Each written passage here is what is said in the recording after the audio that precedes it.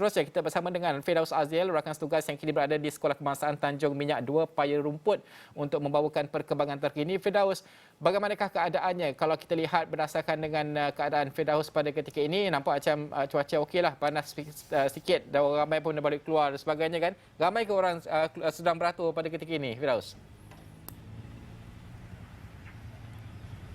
Okey, terima kasih Najib. Memanglah pada di sana nampak panas sedikit. Daripada kami sini nampak macam panas banyak. Tetapi cuaca sini saya kira paling sesuai untuk mereka mula keluar mengundi sebab kita menjangkakan apa pemerhatian kita kami yang berada di sini ialah jumlah pengundi yang datang untuk membuat mengundi agak kurang. Dan ini juga berdasarkan, kalau boleh saya updatekan sedikit, setakat pukul 10 pagi tadi peratusan keluar mengundi di seluruh Melaka hanyalah 17%. Pada pukul 9, 7%. Pada pukul 10, 17%.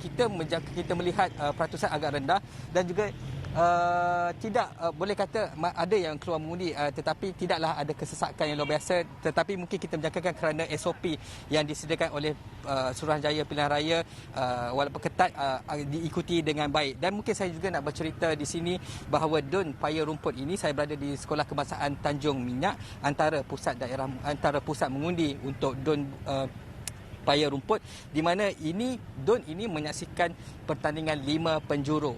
Pertamanya daripada Barisan Nasional, Datuk Rais Yassin, daripada daripada Pakatan Harapan Datuk Sri Samsul Iskandar Mat Akin yang juga kita tahu merupakan ahli Parlimen Hang Tuajaya. Kemudian perlawanan ini turut disertai oleh Perikatan Nasional Faris Izwan dan juga Muhammad Hasidi dari Parti Putra dan juga seorang calon bebas Major Besara Jaini. Jadi 5 penjuru dan inilah keadaan yang kalau boleh saya kongsikan. Saya cuma kalau boleh saya nak bergerak sikit, nak pankan sedikitlah, nak minta nak tunjuk keadaan sebenar di Sekolah Kebangsaan Tanjung Minyak 2 antara pusat mengundi di DUN Paya Rumput. Jadi setakat ini itu saja. Tapi kita menjangkakan sebelah petang nanti kalau mengikutkan ramalan kaji cuaca, hujan akan ada ribut petir dan sebagainya. Jadi disebabkan peratusan keluar mengundi masih rendah, mungkinlah pengundi-pengundi yang melihat astro awan ini, mungkinlah sekaranglah masanya untuk anda keluar mengundi sebelum kalau dah hujan, dah ribut petir, hujan lebat petangkaran, nanti masalah pula,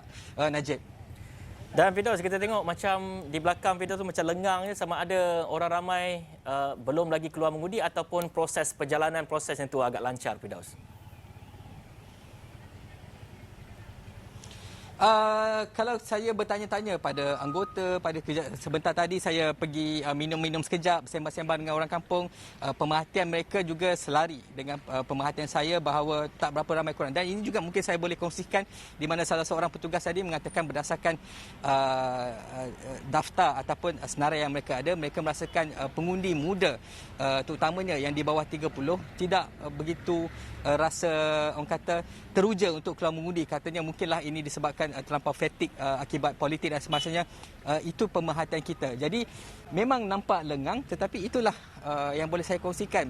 Ramai lagi yang masih belum keluar mengundi. Mungkin mereka teragak-agak, mungkin mereka bahasa penat dan sebagainya, tetapi sebenarnya ini adalah tanggungjawab anda kerana anda yang akan menentukan. Mereka yang keluar mengundi inilah yang akan menentukan kerajaan Melaka untuk tempoh 5 tahun akan datang. Bukannya PRU, bukannya dalam tempoh dekat, tetapi 5 tahun. Jadi sekiranya anda tidak keluar mengundi, maka anda telah menyerahkan tanggungjawab anda telah melepaskan tanggungjawab anda untuk memilih kerajaan negeri kepada bilangan kecil. Katalah kalau peratusan keluar mengundi keseluruhan hari ini tak sampai 50 ataupun mungkin 60. Anda yang tidak keluar mengundi itu telah menyerahkan hak anda kepada 60% ini saja. Katalah kalau itu peratusannya untuk menentukan kerajaan negeri Melaka. Siapa yang rugi? Anda juga. Jadi disarankan lebih baik anda keluar mengundi sekarang sebelum hujan lebat petang nanti. Baik. Itu ingatan daripada Firdaus Azil sendiri.